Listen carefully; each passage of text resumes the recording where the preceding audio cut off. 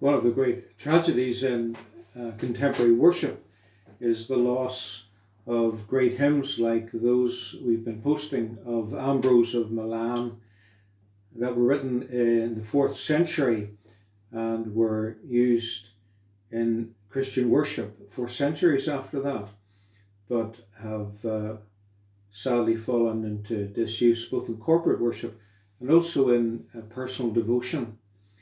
One of the things that would have been very common in the age when these were written was that, number one, there was a limited opportunity to possess a hymn book in a printed form. Everything was in manuscript form. And also, it was a limit to how many people could actually read or write. And so the use of memory was much greater in the early centuries of the church, and for most of the history of the church probably, than we'd be familiar with today. And so people memorized their doctrine, often from hymns like these, and that's one reason why they are so full of truth and theology, because that's how the pastors of those days taught the people and embedded the truths in their minds through hymns like these.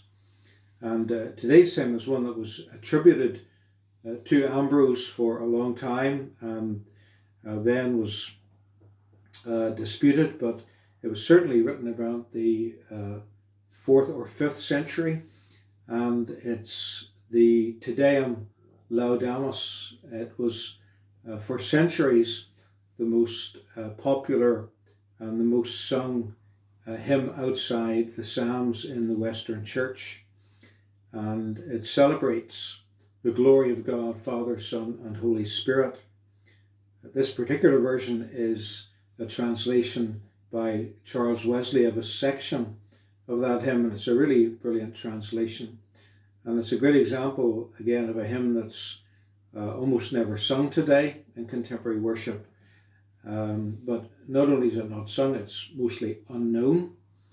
And it's a fantastic hymn for personal worship. And one of the great things about these hymns I've been trying to present has been the power of taking an individual hymn like this and just spending time, 5, 10, 20 minutes, half an hour, just praying through each line of this hymn and making it our own. And of course that can be helped when we've got a tune to sing it to, and this is a tune that I've used for other hymns as well, and have applied to this one.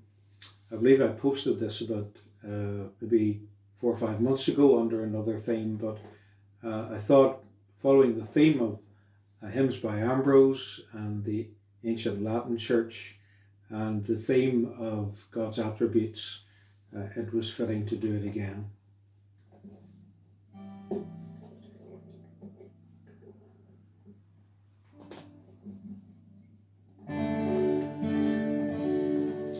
Infinite God, to you we raise our hearts in solemn songs of praise.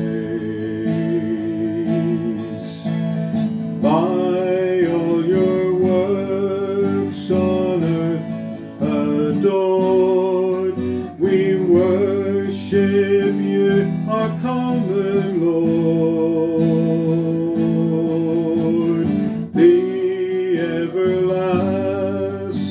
Father, oh, and bow our souls before your throne. You, all the choir of angels sings, the Lord of hosts, the King of kings.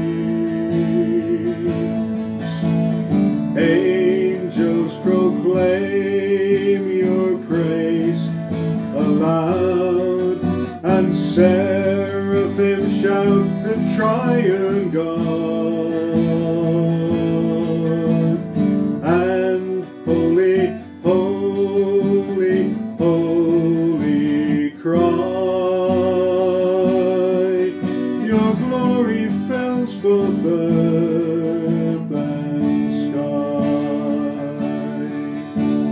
God of the patriarch Abram's race, Israel's prophets sing your praise.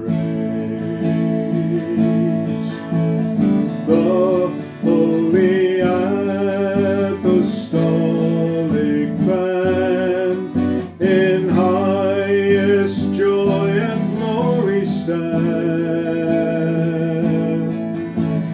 and all the saints and prophets join